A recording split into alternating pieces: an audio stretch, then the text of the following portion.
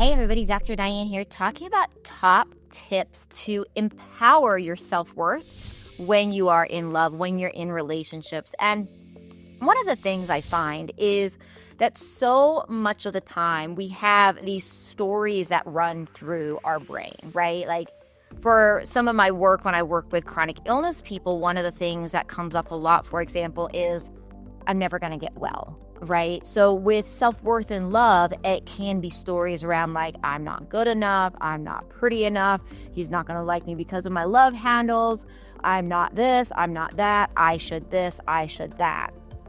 Now, one of the things that can happen so often for females, males have different things that they're working through stereotypically, but one of the things that's common for females is this comparing oneself to like the perfect woman. So we see this in media and culture where we see certain ads or TV shows or movies, and we see these images of these women that just have it all together, right? Their houses are perfect, their hair is perfect, their car is perfect, their physique is perfect, the way they handle stress is perfect, and maybe they have a freak out, but eventually they realize that they are awesome, and in doing so, they look largely perfect, right? This is like such an image that we get portrayed. I had a friend of a friend, say something to me in my very early 20s that was so impactful, which was never compare yourself to a woman who is in the media because chances are she has been airbrushed. And if you've never had airbrush makeup applied, it is so wild, the level of when it gets sprayed on, the level of smoothness, the level of contouring, the level of all of these different things that can happen to your skin, to your facial features, to make people look very, very different than what they look like without all that on. And it's so easy to compare. So if you watched my last video, one of the things I was talking about is the relationship of self-worth to bedroom performance and to sexual satisfaction, that the more we have a level of self-worth, typically what we see in studies is the more that we feel sexually satisfied. So that is one of many reasons, of course, to work on self-worth. But, in talking about some of the tips, the first obvious thing is stop comparing, right? Which is easier said than done. Now, the second thing I find is so much of the time, like I'm saying, we have these stories, these processes, these mantras, these things that we say over and over and over to ourselves and our self-conscious that are almost just like they happen on autopilot, and we may not even realize they are happening. And oftentimes it can be comparative statements such as I'm not good enough, I'm not smart enough, I'm not this enough. Oftentimes it's I'm not or I'm should, but they can also be beliefs, right? It can be beliefs around love is just supposed to be hard, for example, or sex is just not that important to me, right? So these types of statements could come up and you can process them. And sometimes they're said so many times. And when I have people do exercises to get to these root causes of the subconscious, sometimes people will say wow, I discovered a mantra or belief that they're maybe saying to themselves sometimes dozens of times a day. And it can seem like sometimes that we have a thought around well, I'm not good enough, or I'm not sexy enough, or that's not, gonna happen for me, or any of those kind of thoughts. Sometimes it might seem well, I just have those thoughts every once in a while. It's not a big deal. And so you might be conscious of some of the thoughts you're having, but what happens a lot that I find is that people are not conscious about the level and the layers that these particular thoughts are actually replaying over and over. So it's when I give people exercises to help getting into the subconscious. For example, I'll tell you one right now, is that I have people do this exercise where they have an alarm or have something going off about every 30 minutes for a 24 to 48 hour period, not including sleep. And during this 24 to 48 hour period, what they're doing is anytime that alarm goes off there, it's a break state. So you just need something to break your state. And when you do that, then you take a step back and say, what was I thinking about?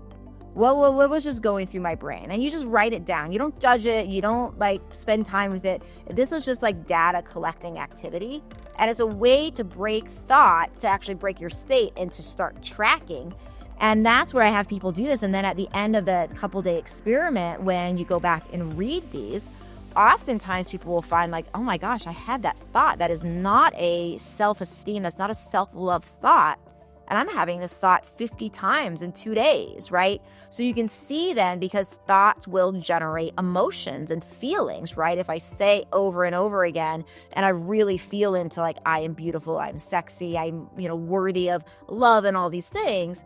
If that's the frequency we're at, we're going to start feeling that way more and more. But if we have these other thoughts around like, oh my gosh, I'm ugly, I'm not sexy, love's never going to happen for me, all of these kind of thoughts, well, those can actually be playing out into this feeling and this depressive state that creates this vicious cycle for us. So really beginning to identify, are there thoughts here that are on autopilot that maybe if you even realize you're having them, you might not realize the level that you're having them to and the way that are being expressed in your life.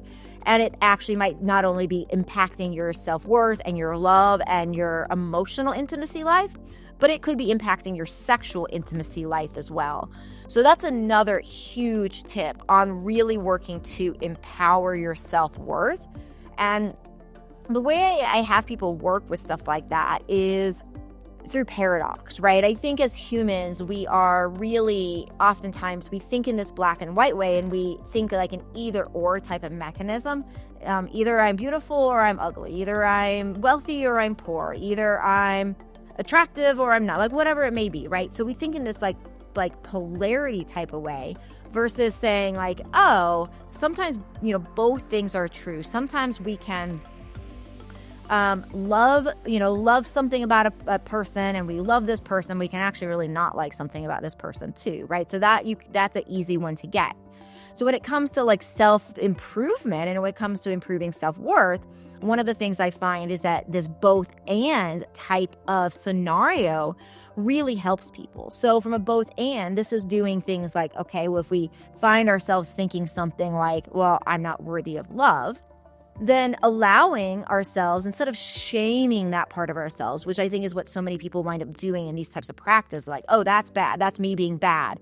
We don't want to do that, right? We don't want to shame that part of ourselves. So instead of doing that, what we can do instead is we can wind up honoring that part of ourselves, right? Loving that part of ourselves and saying, wow, okay, there's part of myself that may feel this way. And that is allowed to be true. I'm allowed to have that feeling. That feeling is not wrong. But the internal question I often ask myself and have clients ask themselves is, well, what other feelings could we have, right? What else can we bring into the conversation? I started working with this concept when I started in my career traveling a lot. And I would sometimes be at these conferences where I'd be like back to back. I'd work for 3-4 days. I have to travel again. It was a lot of no sleep, a lot of planes, etc. And there'd be these times where I just remember this one time just like sitting in my car at the airport and just like crying because I was just exhausted. And I just felt like I needed to be home for a weekend to restore and rejuvenate. And so the internal dialogue was really bringing in, okay, well, there's part of me that is like, I absolutely don't want to go. Please stay home. Please stay home. And there was another part of me that was like, well, this is actually going to be great. It's going to be great to connect. I know I'm going to see a lot of people I really care about there. It's going to be really good to get this information. It's going to be really good for my career to make these connections. And so it's like this holding two places, and both of these things can be true. That part of us feels one way and another part feels another. So then in something around like self-worth, we can have part of ourselves that maybe doesn't feel worthy. And instead of shaming that part, it's better to honor. I find it's better to honor that part and say, okay, that's part of me. But what other parts of me actually, in what ways do I feel like I'm worthy? Some people say that life is defined by the questions we ask ourselves. And so many times I think we ask ourselves questions like, well, why am I not worthy for this? Or why am I this? Instead of asking ourselves things like, why am I worthy? Right? And so when we're feeling like those things, and if you do this exercise I'm describing here, and you're finding these things come up for you around self-worth and worthiness, around love and good relationships and intimacy and anything else, if you're finding those things come up, then really start to ask yourself the question around like, well, In what ways am I worthy for all that, right? In what ways is this also true? And so it's not, again, making that other part of us wrong, right? That's, like I said, that's where the shame's coming in. So it's not making that other part of us wrong. It's just allowing these other parts to have voices. And what I find is that when we begin to ask ourselves more and more of these questions, right? When we begin to ask ourselves more and more of these questions of, hey, why, in what ways am I really worthy? In what ways am I really worthy of love? In what ways can I feel and can I see that love is already in my life? When we begin to do that, we start to be in that frequency more and more and more, and we can see that self-worth is going up because now we're patterning ourselves with all the ways we are worthy, right? You are worthy just because you are. And we need to oftentimes in life, we need to convince our brain and our self-conscious that it believes things like that.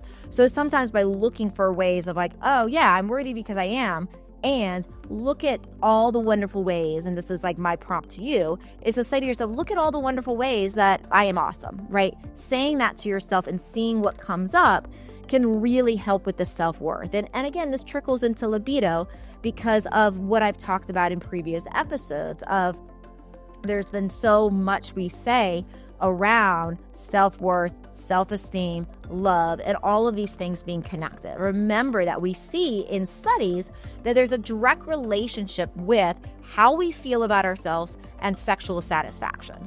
And like I've said in other episodes, it's really important that we are telling our partner what we want, right? That we are learning things and we understand things like, oh, the way our nerves route to our bodies as women are different from woman to woman. So one woman might have a more sensitive clitoris on the right.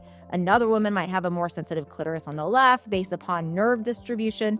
And therefore, the way that sexual pleasure is provided and explored is going to be different. So self-esteem helps us to have the confidence to talk to our partner about these things, the confidence to ask to explore in a consensual way with our partner to really get to the understanding of our unique pleasure. Pleasure is so unique from woman to woman. It's so unique. There's definitely like steps and ways we can go about this, right? But pleasure is so unique from women to women that it's really important that we have the esteem to essentially go deeper into these pleasure topics. So I hope this has been helpful for you. Thank you for watching, and please do subscribe. It does help me reach more people. I really appreciate your support in making all this content. It helps me to continue to be able to provide this as a free resource for you all. So thank you so much for your help. And I will see you real soon in another video.